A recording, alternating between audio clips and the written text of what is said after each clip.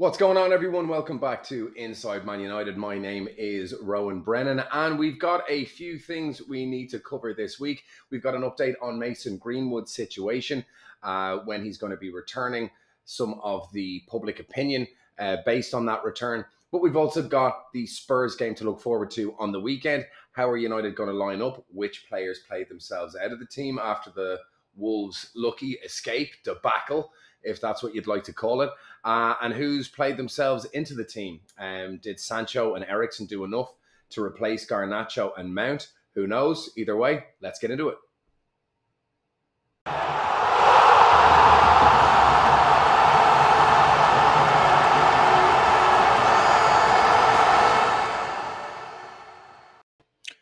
First things first, Mason Greenwood's return. There's been an awful lot of attention towards the club and Mason Greenwood since it was essentially leaked that senior officials inside Manchester United had told senior staff as early as the beginning of August that Mason Greenwood would be returning back to the club.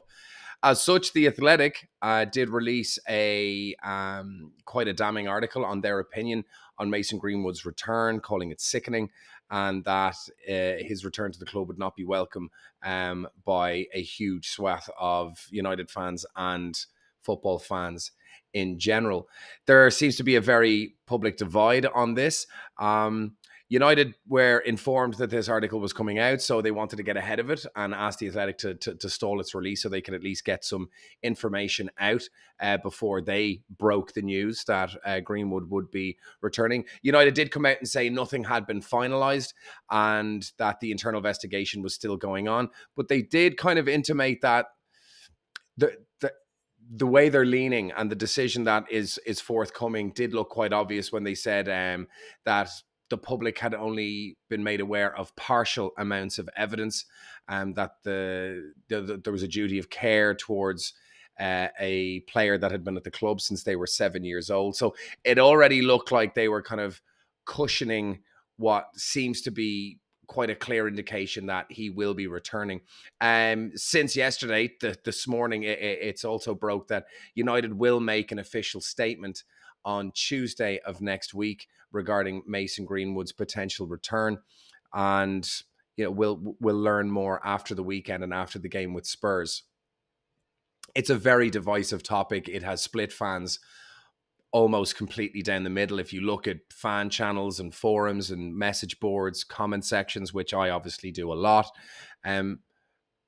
strangely, far more people are in favor of him returning than not returning. Now, that's obviously because there's a bias potentially of people that are very heavily engaged with football forums and fan channels would generally have quite a strong affinity for the club and for football in general. So their leanings towards more social issues would maybe be a little less than their affinity for football. So that's going to sway their judgment, rightly or wrongly.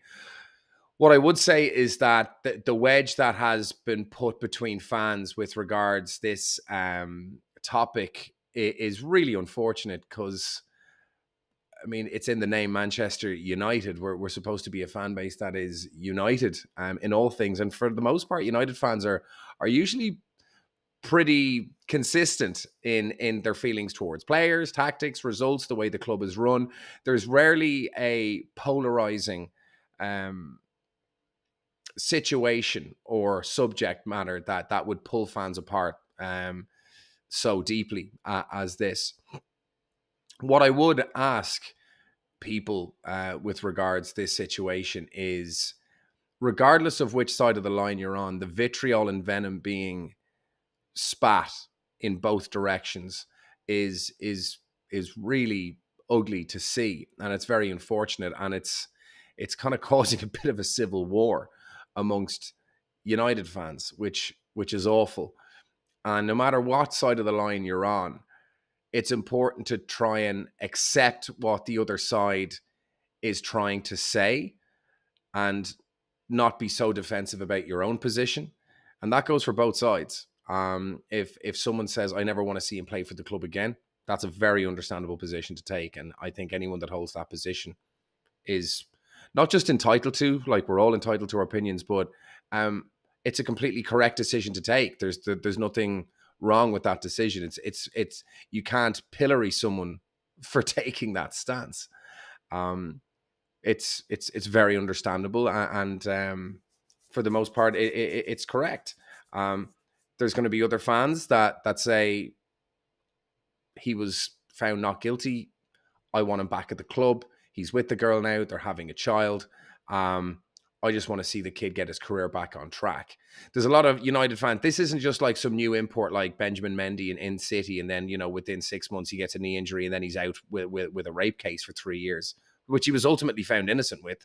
Again, the circumstances around that I don't know a lot about, so I can't really comment on it. But this is a kid that a lot of people have seen grow up in the youth system. There's a huge amount of connection and relatability for Mason Greenwood with a lot of the fan base. But the fans, particularly hardcore fans that do keep an eye on the youth team and the youth setup and look at players that are coming through, not just players, weekend fans that watch a couple of games and have seen Greenwood come on as a young guy when he was 18 or 19, but people that have seen and know about this kid within the club from a very young age and have been closely watching his progress and have, smiled at his progress. The circumstances of his relationship with the club is very different than most players would be. So there's a lot of fans that just want to see the kid get his life back on track and just to move on. And whether you agree with that position or not, some people are going to feel that way. Other people don't. Whatever way it is, just accept what other people say about the matter. Just go, okay, not how I feel about it, but, let's move on and let's concentrate on the more positive elements of the club.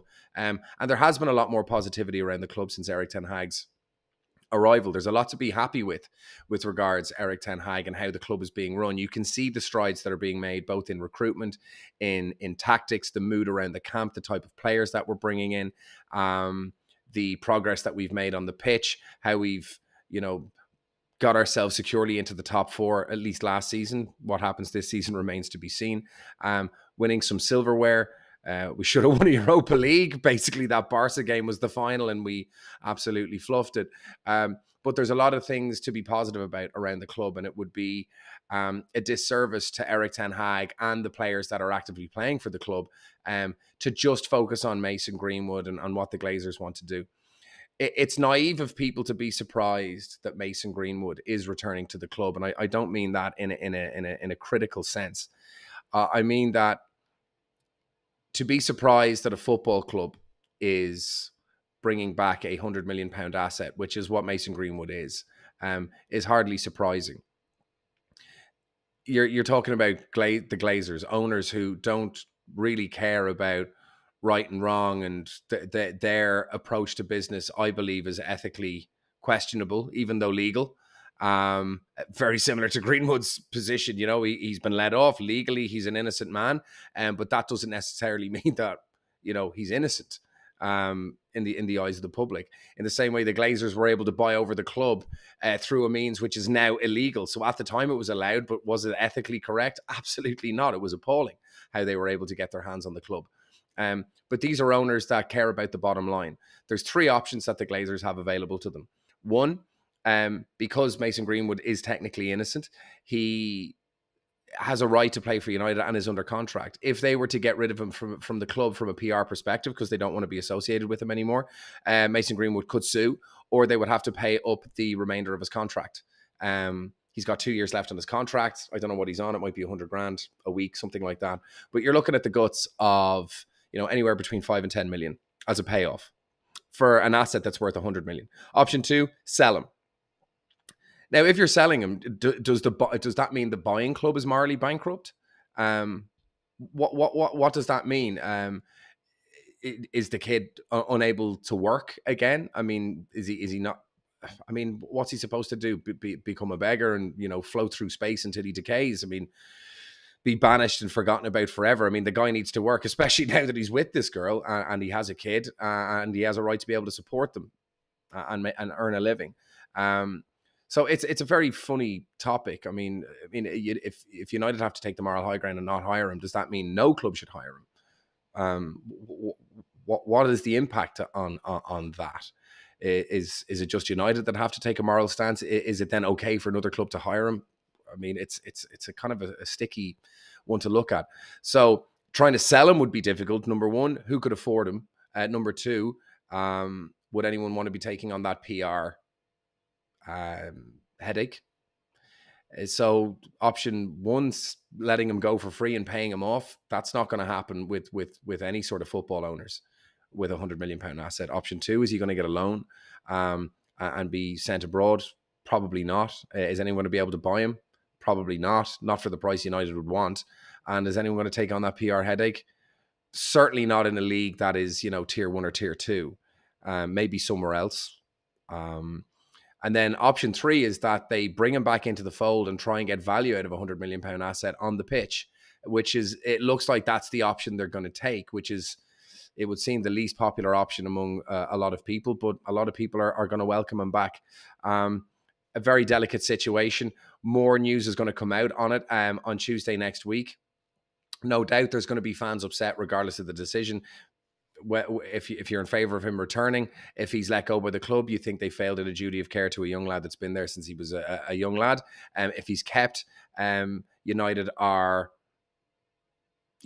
supporting a player that many people, think has behaved abhorrently. So it's a lose-lose for United regardless. But in my opinion, if the club are going to lose, they're going to lose with the £100 million asset still on their books, because they're businessmen. That's the way it's going to go. So we have to wait for the weekend, wait for the game week 2 matches anyway over the weekend to be over before we're going to hear anything further on the Mason Greenwood situation. And as soon as more news breaks on that, we'll be sure to let you know.